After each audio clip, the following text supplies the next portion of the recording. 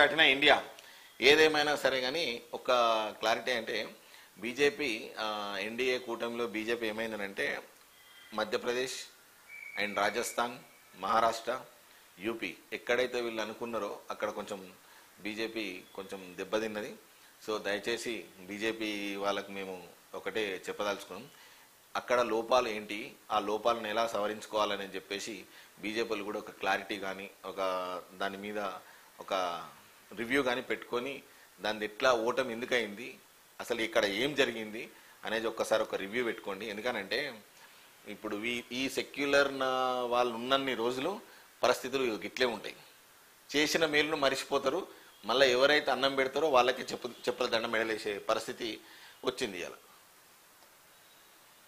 నేడు ఢిల్లీలో ఎన్డీఏ భేటీ, నాయకుడి ఎంపిక, బీజేపీని దెబ్బతీసిన యూపీ, మహారాష్ట్ర, పశ్చిమ బెంగాల్, రాజస్థాన్, కర్ణాటక రాష్ట్రాలు, ఎన్డీఏను ఆదుకున్న ఏపీ, బీహార్, మధ్యప్రదేశ్, దేశవ్యాప్తంగా పుంజుకున్న ఇండియా కూటమి, సెంచరీ మార్కు వద్ద కాంగ్రెస్ దోబూచులాట, వారణాసిలో మోడీకి భారీగా తగ్గిన మెజారిటీ, రాయ్బరేలీ, వైనాడులో రాహుల్ విజయం. మొత్తం స్థానాలు 543, ఎన్డీఏ 353, ఇండియా ఇది 2019 353, ఇండియా కూటమి కాంగ్రెస్ 91, ఇతరులు 99. మ్యాజిక్ మార్క్ 2024లో 293 బీజేపీ, 233 కాంగ్రెస్, తేడా 60 సీట్లు. అప్పుడు 2024లో తేడా 142 సీట్లు, ఇతరులు 82.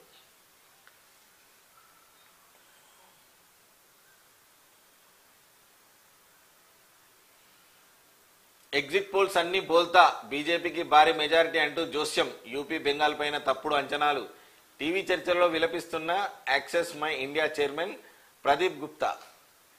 అంటే బోగస్ అంటే ఇప్పుడు వాళ్ళు ఈవీఎం ప్యాడ్లు కానీ బ్యాలెట్ పేపర్స్ కానీ ఓపెన్ చేసినాయి వాళ్ళు బోగసా?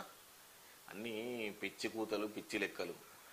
ఒడిశాలో నవీన్ శకం అంతం, రాష్ట్రంలో తొలిసారి గద్దెనెక్కిన బీజేపీ 147 స్థానాలకు గాను 78 సీట్లలో గెలుపు, 24 ఏళ్ల జేడీయూ అప్రతిష్ట పాలు, పాలనకు తెర.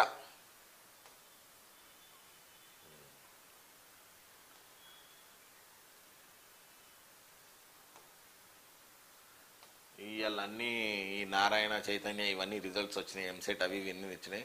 ఒక్క పేజీలో కూడా ఇక వీళ్ళకి కావాల్సినవి పైసలు ఎట్లుంటాయి చూడు ఒకసారి. ఈ యాడ్లు తప్ప నీకు అసలు వాస్తవంగా దేశంలో ఏం జరిగింది, దేశం ఏమైపోతుంది, ఎటు పోతుంది అనేది కూడా తెలియదు. 3 పేజీలు 4 పేజీలు పైసల గురించి ఇట్లా ఇస్తారు యాడ్స్. ఏమన్నంటే మేమంతా జర్నలిజమే, జర్నలిస్ట్లే అన్నట్టుగా చెప్తారు. ఇది పరిస్థితి జర్నలిస్ట్.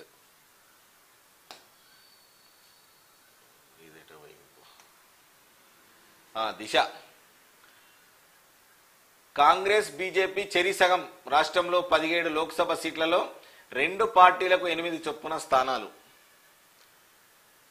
అది క్లారిటీగా మేమే ఇచ్చినాం, ఓకే టీవీ వాళ్ళం ఫస్టే ఇచ్చినాం. 8 సీట్లు బీజేపీకి వస్తాయి, ఒక 8 సీట్లు కాంగ్రెస్కి వస్తాయి, 1 ఎంఐఎంకి వస్తుందని ఫుల్ క్లారిటీగా చెప్పినాం. సేమ్ ఏదైతే చెప్పినామో అది మళ్ళీ పునరావృతమైంది ఖచ్చితంగా. కాకపోతే ఒకటి ఏంటంటే మాకు BJP Madhavi Latha seat, Hyderabad seat ఒకటి ఏముంది అంటే అది కొంచెం 50-50 ఛాన్సెస్ అయితే ఉండే. కాకపోతే అది ఎంఐఎంకు పట్టున్నటువంటి సీటు కాబట్టి ఎంఐఎం వచ్చేసింది అక్కడ. కేంద్రంలో ఎన్డీఏ సర్కార్, 10 ఏళ్ల తర్వాత బలహీనపడ్డ కాషాయ పార్టీ, సొంతగా మెజారిటీ సాధించని బీజేపీ, 240 సెగ్మెంట్లలో విజయం.